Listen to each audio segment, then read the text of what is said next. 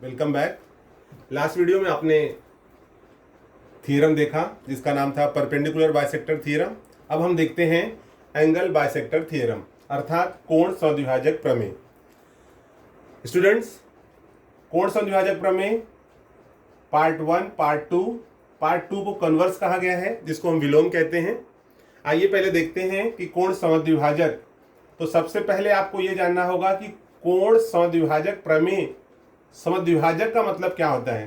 तो देखिए विद्यार्थियों, हमने यहाँ पर एक कोण लिया है। कोण का नाम है ए, बी और सी। ये कोण है एबीसी। इस कोण को जैसे मान लीजिए अगर ये 60 अंश का कोण है, 60 डिग्री एंगल, इस कोण को यदि हम बिंदु बी से इस प्रकार से प्रतिच्छेदित करें, जैसे यहां से हमने इस प्रकार से ऐसे प्रतिच्छेदित कर दिया, तो क्या होगा, ये 30 अंश हो जाएगा और ये 30 अंश हो जाएगा। तो इसी को कहते हैं, ये जो रेख है, रेख बीडी को हम कहेंगे कोण एबीसी का समद्विभाजक।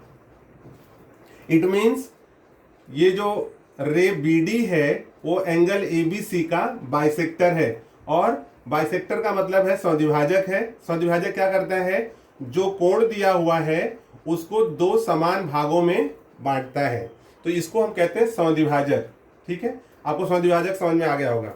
अब इसी में हम देखते हैं यहाँ पर कि कोण समद्विभाजक प्रमेय क्या है। तो देखिए हमारा जो कोण था वो इस प्रकार से है, कोण ए, कोण बी, कोण सी। इस कोण को कोण के समद्विभाजक पर स्थित, तो कोण एबीसी है उसका हम समद्विभाजक खींच देते हैं। ये समद्विभाजक हो गया, इसका नाम है बी डी।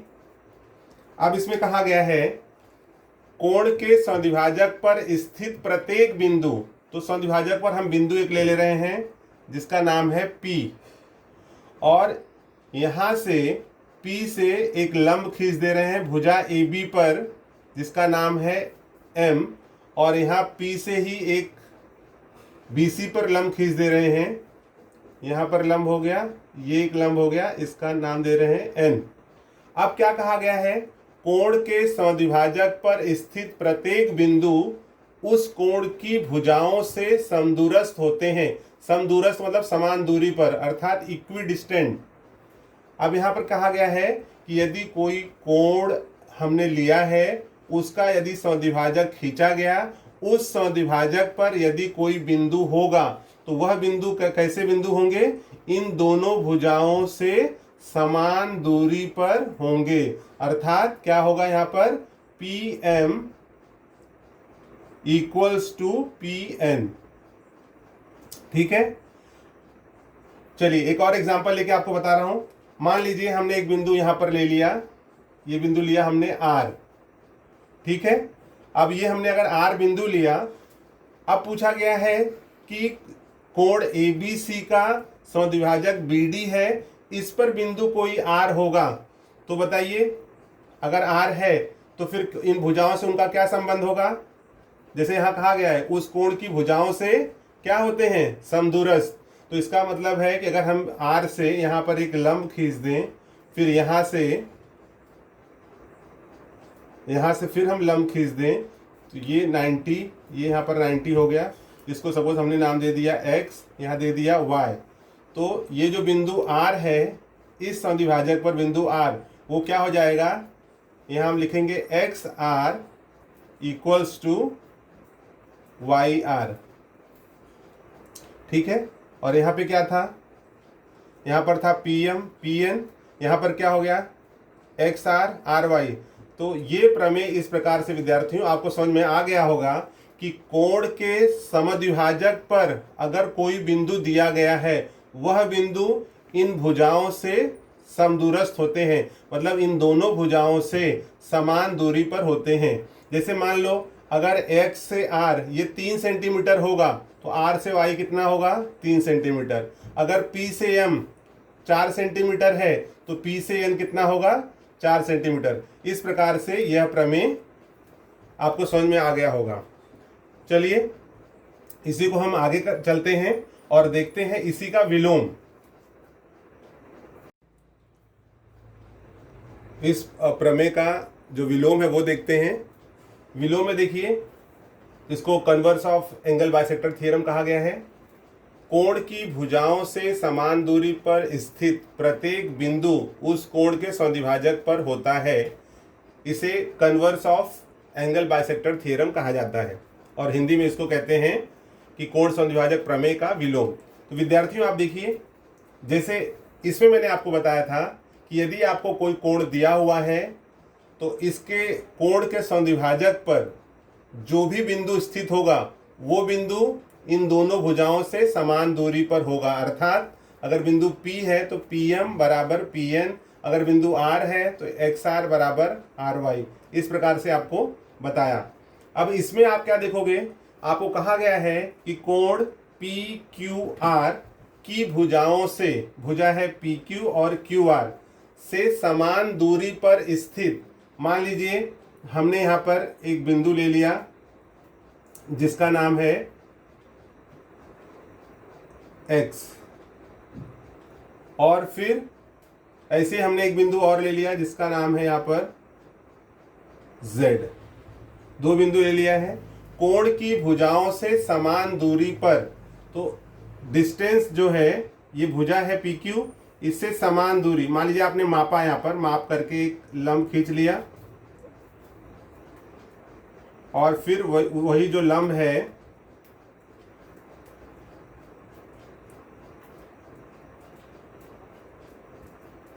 ये एक आपने x, सपोज हमने यहाँ पे दे दिया s, और यहाँ x से एक यहाँ पर आपने खींचा, ये एक लंब है, और वैसे ही x के साथ में यहाँ पर हमने y ले लिया।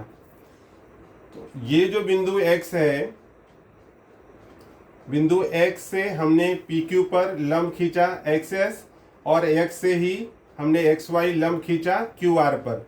ऐसे ही हमने यहाँ पर एक लंब खींचा है जो Z तक है, इसको हमने नाम Z दिया है, और Z से हमने यहाँ पर एक लंब खींचा, तो इसका नाम देते हैं ZM, और यहाँ पे ZN। अब देखिए विद्यार्थियों क्या कहा गया है इसमें, कोण की भुजाओं से समान दूरी पर, तो ये जो बिंदु हैं, एक Z है और एक X है, ये समान दूरी है, मतलब x की जो दूरी है, सपोज अगर ये 4 सेंटीमीटर है और XY भी 4 सेंटीमीटर होगा, यहाँ पर MZ अगर 3 सेंटीमीटर है तो ZN भी 3 सेंटीमीटर पर है। मतलब ये जो डिस्टेंस है और ये डिस्टेंस, ये दोनों कैसे हैं, बराबर हैं। ठीक है। कोण की भुजाओं से समान दूरी पर स्थित प्रत्येक बिंदु, तो ये भुजा है दोनों की समान दूरी पर जो बिंदु दिए गए हैं, यहाँ पर ये बिंदु है x दिया है और यहाँ पर z दिया है, तो इस प्रकार से उस कोण के समद्विभाजक पर होता है। तो अगर यहाँ से हम एक समद्विभाजक खींच दें, यहाँ से आप अगर समद्विभाजक खींच देते हो तो आप देखोगे समद्विभाजक का मतलब है कि ये कोण इसके बराबर है।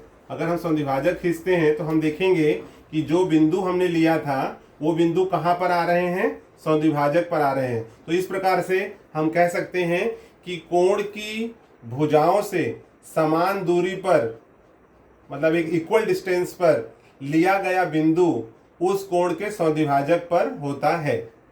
इसे ही कहते हैं कोण समद्विभाजक प्रमेय का विलोम। आई होप विद्यार्थियों आपको कोण समद्विभाजक प्रमेय भाग 1 और कोण समद्विभाजक प्रमेय का विलोम भाग 2 समझ में आया होगा। आपको ये दोनों ही जो प्रमेय हैं इनके आधार पर एक्सरसाइज 3.4 है, जो आपको मैं इन्हीं दोनों प्रमेय के माध्यम से एक्सरसाइज 3.4 के एग्जाम्पल को हल करवाता हूं। स्टूडेंट्स,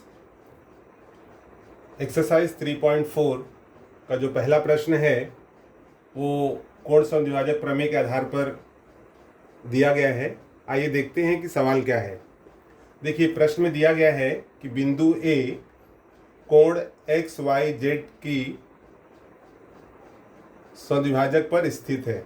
बिंदु A कोण XYZ के समद्विभाजक पर स्थित है। AX इक्वल्स टू 2 सेंटीमीटर, तो आप AZ फाइंड आउट करो। इसमें दिया हुआ है कि AX इक्वल्स टू 2 सेंटीमीटर, ये दिया हुआ है सो आप फाइंड आउट करो कि ए जेड कितना होगा।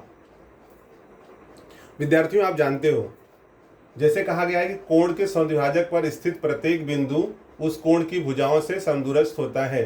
तो कोण के समद्विभाजक पर स्थित प्रत्येक बिंदु, बिंदु ए है, कोण के समद्विभाजक पर स्थित है, और अगर समद्विभाजक पर स्थित है बिंदु, तो इस बिंदु की जो दूरी होगी दोनों भुजाओं से वो क्या होगी, समदूरस्थ होगी, मतलब ए एक्स इक्वल्स टू होगा ए जेड।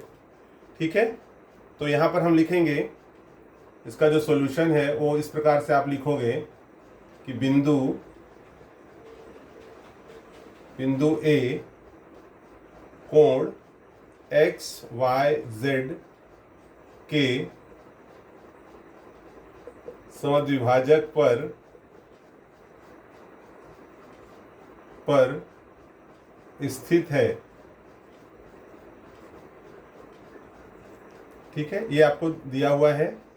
इसी प्रकार से अगर ये बिंदु कोण एक्स वाई जेड समद्विभाजक पर स्थित है तो क्या हो जाएगा, यह बिंदु इन दोनों भुजाओं से समदूरस्थ होंगे। तो आप यहां लिखोगे, इसलिए कोण समद्विभाजक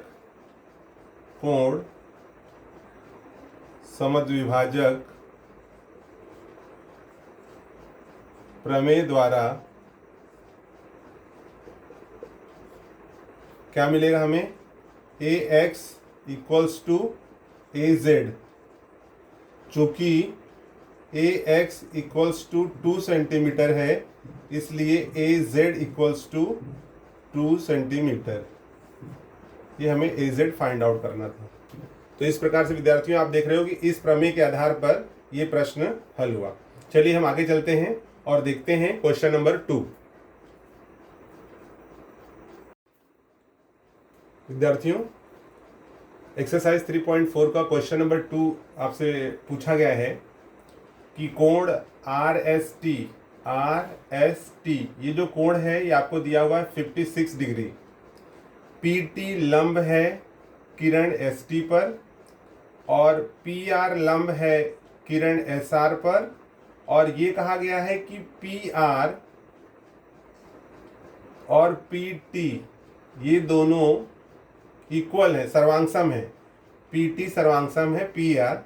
तो आपको मान बताना है आर एस पी का। विद्यार्थियों, आपको भाग 1 और भाग 2 ये इसलिए आपको यहाँ पर लिखा हुआ है ताकि आपको अच्छी तरह समझ में आए कि किस प्रकार से यहाँ पर इन सवालों में कोण समद्विभाजक प्रमेय का इस्तेमाल हो रहा है। तो देखिए, यहाँ पर कहा गया है कि पी टी लंब है किरण एस टी। तो चलिए यहाँ सॉल्यूशन लिखना स्टार्ट करते हैं। ये हल है हमारा। सर्वप्रथम आप लिखोगे कि रेख पी टी लंब है किरण एस टी तथा रेख पी आर लंब है किरण एस आर, और ये आपको दिया हुआ है जिसको दत्त कहते हैं। साथ में ये भी दिया गया है कि रेख पी आर सर्वांगसम है रेख पी टी, ये भी दिया गया है दत्त। इसलिए पी आर सर्वांगसम है पी टी, तो जब ये सर्वांगसम है तो इनको आप लिख सकते हो कि P R equals to P T. अब आप विद्यार्थियों देखिए, यहाँ पर पी टी और पी आर इक्वल है, मतलब क्या है, समान दूरी पर स्थित प्रत्येक बिंदु। तो ये बिंदु कहाँ पर है, समान दूरी पर स्थित है, क्योंकि यहाँ पे हो गया P R equals to P T. इसलिए बिंदु चूंकि समान दूरी पर है, इसलिए बिंदु P कोण की भुजाओं से समदूरस्थ है।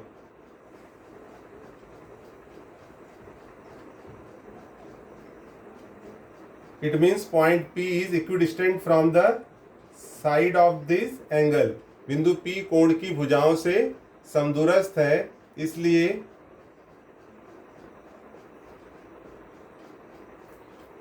कोण, यहां पर हम लिख देंगे, इसलिए बिंदु P कहां पर स्थित होगा? बिंदु P कोण RST के समद्विभाजक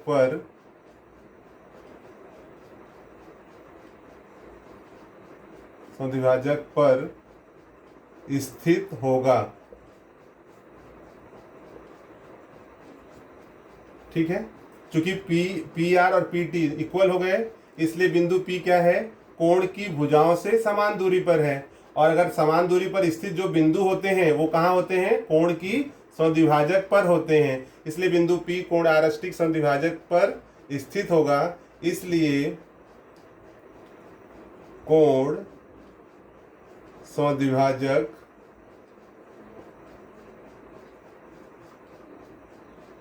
प्रमेय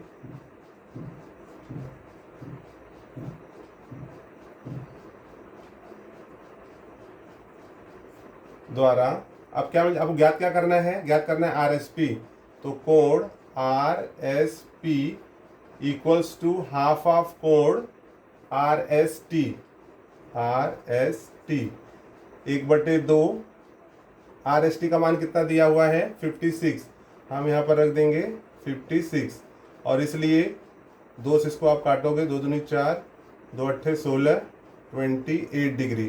कोण RSP इक्वल्स टू 28 डिग्री। इस प्रकार से विद्यार्थियों हमें कोण RSP का मान प्राप्त होता है, और ये जो प्रमेय थे इनके आधार पर ये प्रश्न भी, जो इसके एग्जाम्पल्स थे, वो हमें इनका इस्तेमाल करके ही हमें इन प्रश्नों को हल करना था, जो हमने यहाँ पर हल किया है।